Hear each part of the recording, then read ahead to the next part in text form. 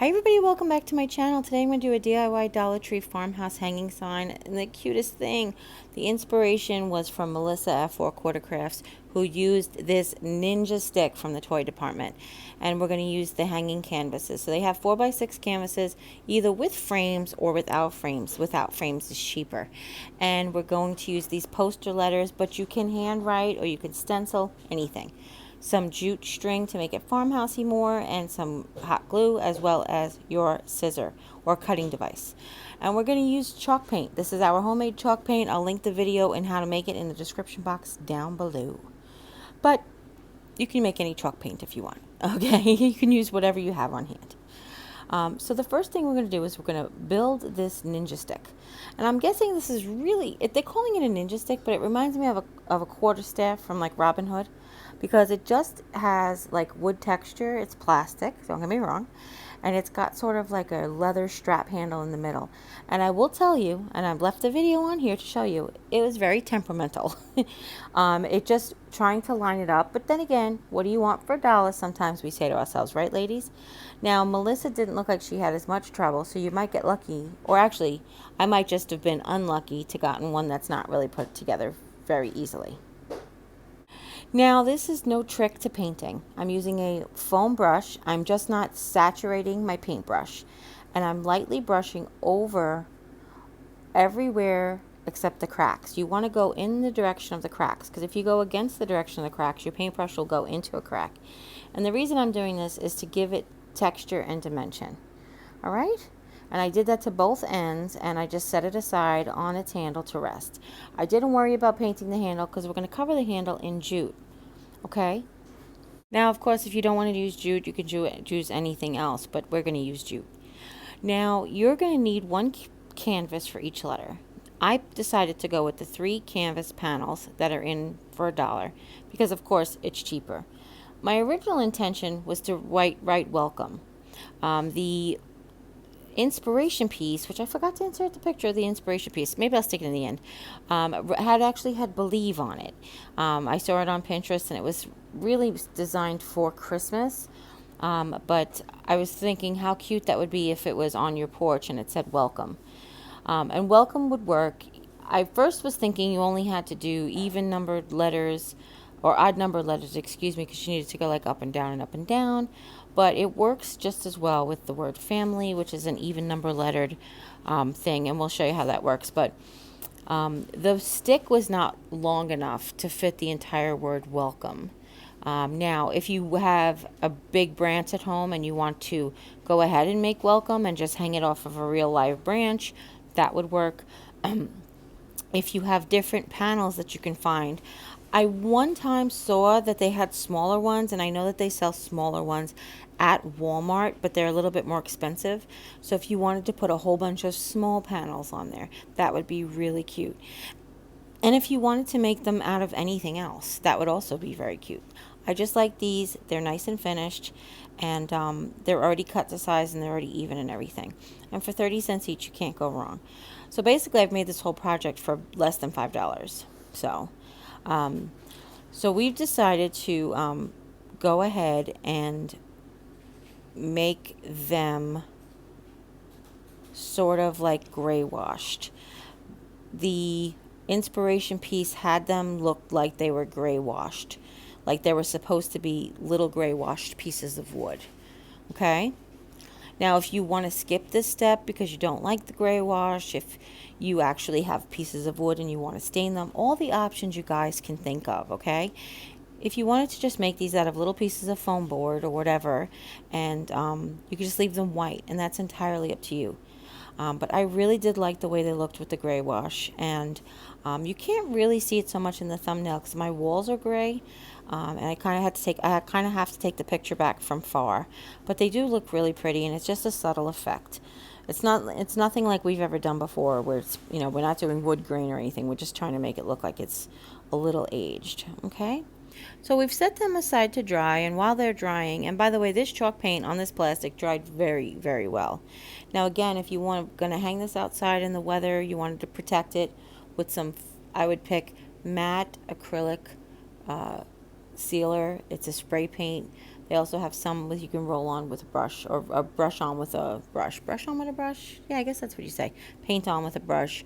I would just do that to help the paint stay, basically. But honestly, if the paint chipped off, it would just look like it was more weathered paint.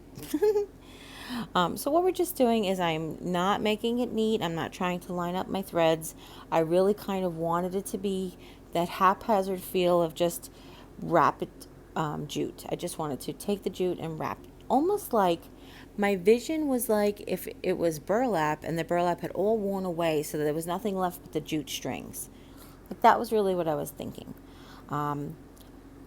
I thought it would look really cute, like this is how the farmer put together the 2 pieces of wood to make it long enough to hang this sign from. I don't know why that's what my vision went through. And if you want more jute, like if you wanted to wrap some of the ends, and oh yeah, don't forget to paint the ends, by the way, I meant to tell you that.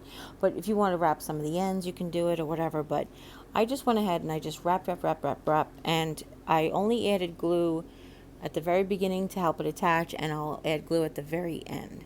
The glue won't hold perfectly to the plastic, so you want to glue the jute first, and then you want to cover what you glued. You just glue the jute to get you started, and then you want to cover what you glued, and then at the very end you're going to glue jute to jute somewhere along the way. And this way you know that it'll stay forever and ever and ever and ever. Okay? And once you have it wrapped the way you like it, in the manner that you like it, neat or otherwise, you go ahead and finish it up. So now we're going to create the hanger. Now there was a few ways I was thinking about to actually do this for you guys. I was thinking like, oh, if I poked a hole through the plastic and strung the string through and then tied a knot, that would be pretty. Oh, if I did this, I said, you know what, Jerry, it would just look so darling if you just tied the string on. And that's what I did. I kind of created like the little noose, just not loose. I tied a knot and didn't close it, and I slid it onto the pole. I tied a knot on both ends. I made sure you did a double knot so it didn't loosen, and then I left enough string for how long I wanted it, and I tied the other end on the other end. But we are going to, in full disclosure, we're going to untie one of that. So you probably want to skip this step till the end. But now we're going to put together our words and our letter. And this is where the design process comes in. So you guys, I painted enough to make a variety of different words. And I tried them out. I got a bunch of letters out. And I said, oh, yeah, like I said, faith would be pretty. Family would be pretty.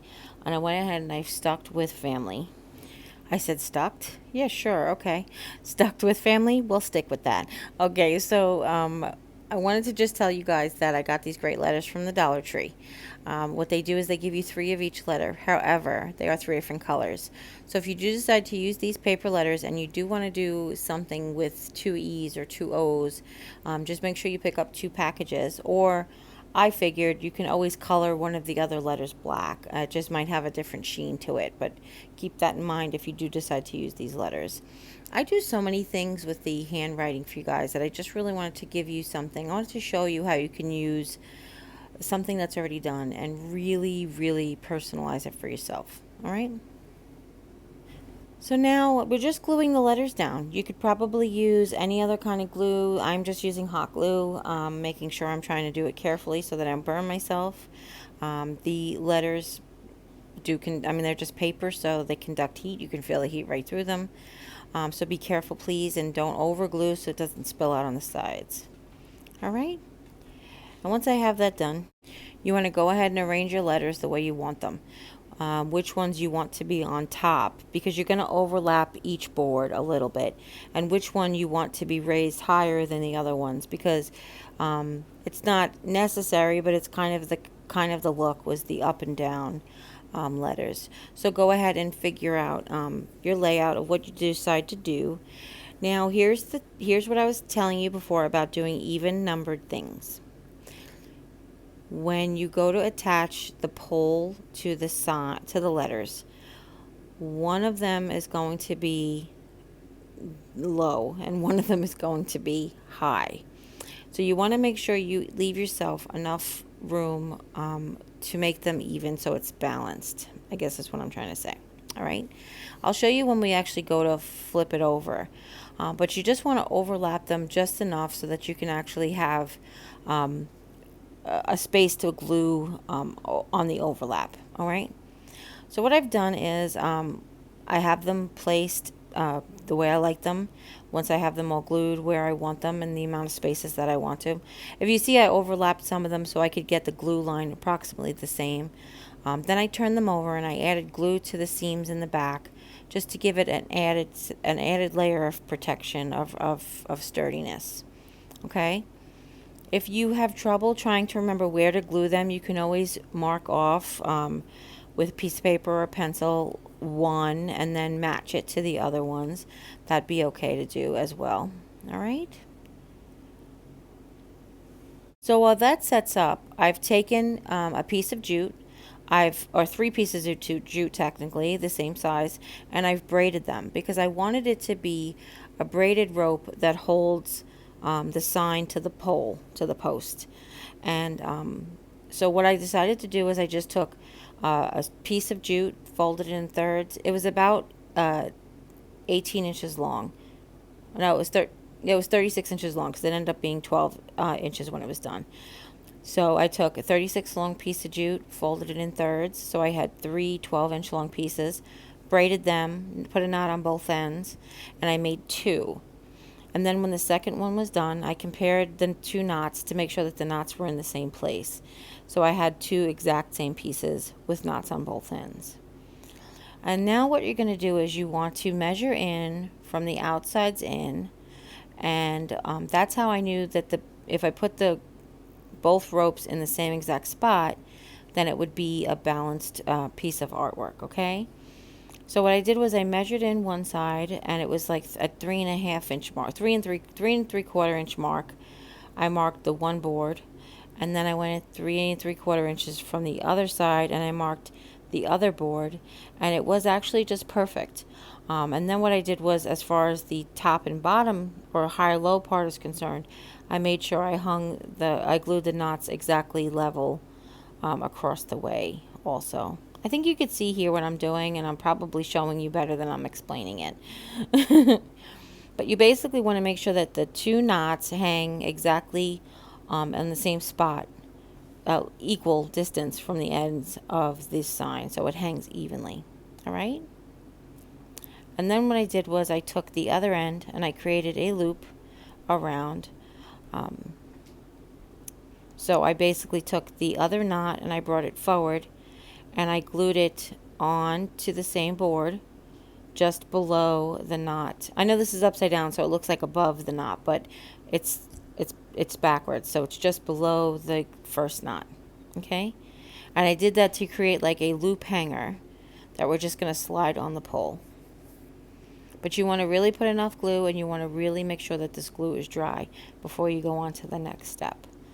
Or cured. Make sure the glue is cured. Cooled off, dry, any of those words work when it comes to hot glue. Okay? And then once you have that done, we took the knot off the one side that we did before, and we slid both of them on. And then we put the knot back on, and we just want to hang it up and balance it. You can slide the family back and forth on the pole. And that's it. I know it sounded like a lot of steps, but it was really simple, and I think you might get a good idea from here on how we did it. But that's everything. So I hope you really enjoyed this tutorial. If you did, give this video a thumbs up. If you have any questions at all, please leave them in the comments down below. Don't forget to share this video with friends and family, anybody you know might be interested in making one of these or something like it. And if you haven't yet, click subscribe, and when you do, a little bell will pop up. When you ring that bell, YouTube will let you know whenever I upload a new video. And don't forget to check out Melissa at 4/4 Crafts and my video on how to make homemade chalk paint. So both of those links are in the description box down below. As always, you take care, God bless, and we'll see you next time. Bye!